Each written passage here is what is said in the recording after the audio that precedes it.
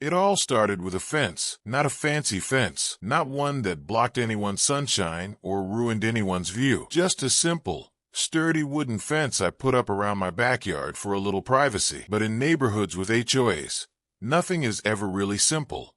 What started as a personal project to make my home feel like a sanctuary quickly spiraled into an all-out war with the Homeowners Association. And in the end, I decided if they wanted to play power games, I would play bigger, literally. They demanded I take down my fence, so I built a wall twice as high. And trust me, the fallout from that decision was far more dramatic than anyone expected. I live in one of those neighborhoods that, at first glance, looks like it came straight out of a real estate brochure. Perfectly trimmed lawns, pastel-colored houses that all look eerily similar, kids riding their bikes in cul-de-sacs, and retired folks walking their dogs. When I first moved in, I thought it was peaceful. I thought it was the kind of community where neighbors looked out for one another. But I quickly learned that peace came with a price, and that price was the HOA. Now, for those lucky enough never to have dealt with one, an HOA, or Homeowners Association, is basically a group of people who get to decide what you can and can't do with your own property. They'll tell you what color your shutters can be, how often you need to mow your grass, and in my case, what kind of fence you're allowed to have. At first, I tried to be optimistic. I told myself, hey, they're just trying to keep the neighborhood nice.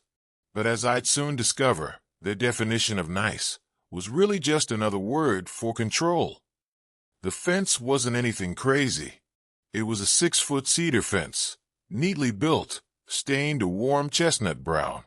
I installed it because I work long hours, and when I finally get home, the last thing I want is to feel like I'm living in a fishbowl with everyone watching me barbecue or sip my morning coffee. For a few weeks, things were quiet. I enjoyed my little bubble of privacy. But then, one morning, I found a letter taped to my front door. It was from the HOA. They claimed my fence was not in compliance with community standards and demanded I take it down within 30 days or face daily fines. At first, I laughed. Community standards? Half the houses on my street had mismatched mailboxes and weeds taller than toddlers in their yards. But my fence was the problem? Still, I thought had to be a misunderstanding. Surely if I explained myself, they'd see reason. Spoiler alert, they didn't. I attended the next HOA meeting, letter in hand, ready to calmly explain that my fence was within county regulations and that it wasn't bothering anyone. But instead of listening, the board members gave me smug smiles and quoted bylaws at me. Apparently, fences were only allowed to be 4 feet tall and painted white. They said my cedar stain disrupted neighborhood harmony. I kid you not. That's the phrase they used. When I asked why other houses had taller hedges or decorative trellises that blocked views, they waved me off. That's different, they said. Different because it wasn't me. Different because they decided I was the problem. From that moment, it became clear this wasn't about rules, it was about power. And once the HOA smells weakness, they don't stop. Over the next few weeks, I started receiving notices for every little thing. A garden hose left uncoiled. A flower bed they said looked unkempt. Even a supposed violation because my trash can was visible for 30 minutes after pickup day. It was ridiculous, and it was deliberate. By now, I knew this wasn't going to end with a polite conversation. They wanted me to back down, to quietly remove my fence and show I knew my place. But here's the thing. I've never been good at rolling over when someone tries to bully me. Every new letter in the mail, every smug comment at a meeting, every passive-aggressive note only fueled my resolve. If they wanted a fight, they were going to get one. And so, late one night, as I sat in my backyard staring at the fence they hated so much, an idea started forming. If they thought a 6-foot fence was a problem, then they were really going to hate what I did next. Because I wasn't planning on taking it down. Oh no, I was going to build something taller, stronger, and completely within my rights. That's when the plan for the wall was born. Once I had the idea, I couldn't let it go. Every spare moment I had, I started digging into county codes, zoning laws, and construction regulations. If I was going to pull this off, it had to be airtight. The HOA might have their bylaws, but those didn't override the actual city ordinances. And guess what? My county allowed walls up to 12 feet tall for privacy and security, as long as they didn't obstruct street visibility. My 6-foot fence had been a problem for the HOA, but a 12-foot wall? Perfectly legal. The more I read, the more excited I became. Of course, I didn't want to make things awkward with my neighbors, so I started having casual conversations with the folks next door. I'd bring it up over the fence, almost jokingly. Hey, what would you think if this fence was, I don't know, twice as tall? Some laughed, some rolled their eyes, and a few actually encouraged me. One neighbor, an older gentleman named Frank, told me he'd been dealing with the HOA's nonsense for 20 years. If you can stick it to them, son, do it, he said with a grin. That support gave me confidence. Still, I knew not everyone would be thrilled. Some people liked the open feel of the neighborhood, but I figured if the HOA wanted to make an example of me, maybe I could make an example out of them instead. Before I could even finalize my wall plans, the HOA tried to double down. I came home one afternoon to find a bright orange violation notice nailed to my front door. It wasn't just about the fence anymore. They claimed my lawn had non-compliant grass height. My shutters were fading in color, and my driveway showed signs of cracking. Basically, they were throwing everything they could at me, hoping I'd fold under the pressure. At the next meeting, they even hinted they might take legal action if I didn't comply. That was their mistake, because nothing motivates me more than someone trying to scare me into submission. Instead of backing down, I walked out of that meeting with a smirk. They thought they had me cornered. They had no idea I was about to break out the sledgehammer, figuratively and literally. That night, I called a contractor I'd found online who specialized in privacy walls. When I explained what I wanted, he chuckled and said, "Oh, you've got one of those HOAs, huh?" Turns out, he'd done several projects like this before. People sick of being told what to do in their own yards. We went over materials, costs, and timelines. Concrete block with a smooth stucco finish, 12 feet high, stretching across the entire back property line. Solid, imposing, unstoppable. By the end of the conversation, I knew it was going to cost me a lot more than the original fence. But honestly, it felt worth it. This wasn't just about privacy anymore.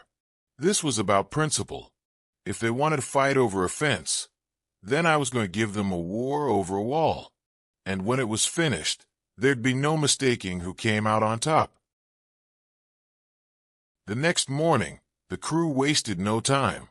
Hammers pounded, nails squealed loose, and my old 6-foot wooden fence came down piece by piece.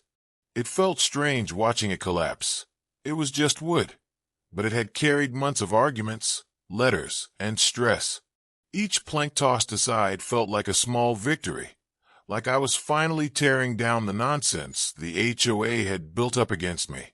The space looked wide open, vulnerable, but to me, it was the first step toward building something far stronger. Of course, it didn't take long for the HOA to show up. Right around midday, 2 board members strolled up with clipboards, fake smiles plastered on their faces. They circled the site, pointing, whispering, asking the workers questions like they were inspectors. But my contractor was ready. Every permit, every document, every code requirement. They had it all in a neat folder. When the board members realized they had no legal ground to stand on, their smiles disappeared. They walked off tight-lipped, and I couldn't help but grin. For the first time, they weren't in control. As the afternoon sun blazed down, more neighbors wandered over, pretending to check their mail or water their plants. But really, they were watching the spectacle unfold. Some gave me discreet thumbs-ups, clearly thrilled someone was standing up to the HOA. Others looked nervous, probably worried about what rules might come down on them next. But I stood tall, chatting with the crew, knowing that this wasn't just my fight anymore. It was a statement for every homeowner tired of being bullied. By late afternoon, the trenches were dug deep, steel rebar rising from the ground like the bones of a giant beast. Concrete trucks lined the street, engines humming, ready to pour. It was loud, messy, and chaotic, but to me, it was beautiful. The foundation wasn't just for a wall. It was for freedom, defiance, and peace of mind. As I stood there, arms folded, watching the first layer of concrete fill the ground, I realized the truth. This wasn't construction. This was war. And I was finally winning. By late afternoon, the trenches were dug deep, steel rebar rising from the ground like the bones of a giant beast. Concrete trucks lined the street, engines humming, ready to pour. It was loud, messy, and chaotic, but to me, it was beautiful. The foundation wasn't just for a wall. It was for freedom, defiance, and peace of mind. As I stood there, arms folded, watching the first layer of concrete fill the ground, I realized the truth. This wasn't construction. This was war. And I was finally winning. Not surprisingly, the HOA showed up again. This time, 3 of them came together, clearly hoping to intimidate me. They demanded to know why the wall was so tall, why it stretched the entire property line, why I hadn't consulted them. I kept my cool, smiled, and handed them copies of the permits my contractor had prepared. Their faces turned red, their voices got sharp, but they had no power here. When they finally stormed off, one of the workers muttered, "They really hate losing, don't they?" I laughed harder than I had in weeks. By now, the wall construction had become the talk of the neighborhood. Some people openly supported me, saying it was about time someone stood up to the HOA. A few even brought over cold drinks for the crew, thanking them for their work. But others looked uneasy, worried about the precedent this might set. You could almost feel the street splitting into 2 sides, those who wanted freedom and those who still feared the board. And right in the middle stood my wall, already towering above the arguments like a symbol of resistance. With every passing hour, the wall grew taller and stronger. The workers moved like a well-oiled machine, measuring, leveling, stacking, sealing. By mid-afternoon, the wall had already reached over 8 feet, and it loomed over the space where my old wooden fence once stood. Standing there, I felt a surge of pride. This wasn't just about blocking a view anymore. This was about blocking their control, their arrogance, their need to dictate every little choice. And the best part, they couldn't stop it.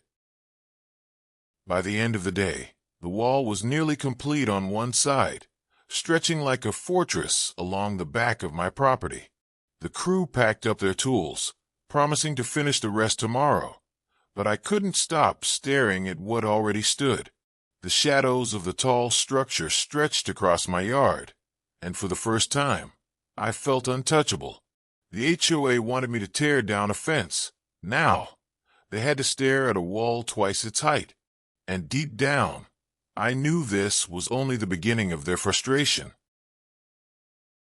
The morning after the wall reached its full height, I heard a sharp knock. It was the HOA president, flanked by 2 board members, each with a clipboard in hand. They demanded to know what I thought I was doing. I simply smiled and said, "Exercising my rights." Their faces twisted in frustration. They warned me the wall would bring down property values, and that fines would come my way. But I had done my homework. The city had approved the permits. Every requirement was fulfilled. Their threats had no bite, and they knew it. By midday, whispers spread down the street. Some neighbors congratulated me quietly. Others glared, but everyone was talking. My wall had become the line between compliance and freedom. Later, the HOA scrambled to call an emergency board meeting. Their voices echoed from the clubhouse as I walked past. They were desperate, cornered, and for once, powerless. Later, the HOA scrambled to call an emergency board meeting. Their voices echoed from the clubhouse as I walked past. They were desperate, cornered, and for once, powerless. The next morning, envelopes stamped with the HOA logo appeared in my mailbox. They were filled with warnings, threats, and demands to remove the wall. I stacked them in a neat pile and laughed. I hired an attorney. When I showed him the permits and the HOA's letters, he smirked. "They've got nothing," he said. "If they push, we push harder." At the coffee shop nearby, neighbors openly debated about me. Some called me a hero. Others thought I was reckless. But the one truth remained: the wall stood. At the coffee shop nearby, neighbors openly debated about me. Some called me a hero. Others thought I was reckless. But the one truth remained: the wall stood. That evening, when no one from the HOA came knocking, I knew I'd won my first real victory. The silence was louder than all their threats. Soon after, neighbors began to take notice. Some thanked me for doing what they'd always wanted to do, while others grumbled about the ruined neighborhood look. The HOA tried new tactics: letters, fines, even a lawyer's demand to tear down the wall. But my permits were solid, and my attorney's sharp response left them powerless. Slowly, public opinion shifted. People realized this was bigger than just one man's wall. It was about standing up against unfair control. By the end of the week, whispers spread that maybe it was time to replace the HOA leadership altogether. From there, their downfall was inevitable. The fines were declared unenforceable, cracks appeared in the board, and 2 members resigned under pressure. At meetings, voices once silenced by fear grew louder, filled with defiance. A petition circulated to remove the president, gathering signatures faster than anyone expected. Finally, at a packed meeting, the community rose together and shouted her down. Not long after, the vote came, and the HOA board was dissolved in one decisive stroke. That night, my yard turned into a celebration. Neighbors who once barely spoke now gathered with drinks and laughter, free from the shadow of constant rules. My wall, once just concrete and stucco, became a powerful symbol, proof that resistance could change everything. In the months that followed, new leadership was formed, this time with promises of fairness, respect, and limits on their authority. The neighborhood felt lighter, freer, and more united than it had in years. My wall stood tall, not as a divider, but as a legacy of defiance. Looking back, I realized the battle was never just about a fence or a view. It was about principle. That wall became a reminder that sometimes the best way to fight control is to build something stronger in its place. And so, what began as a petty demand to remove a fence ended with the fall of an entire HOA. Even today, my wall still stands, firm, unshakable, and carrying one lesson carved into its very foundation. When pushed, never be afraid to push back harder. And that's the story of how one wall changed everything. What started as frustration turned into a fight, and what began as a fight ended in freedom, not just for me, but for the whole neighborhood. If there's one thing I've learned, it's this: when someone tries to box you in, you don't have to accept their rules. You can build higher, stand stronger, and turn their own pressure into your greatest victory. My wall is more than bricks and stucco. It's a daily reminder that true strength isn't about tearing things down, but about standing tall when others want to see you fall.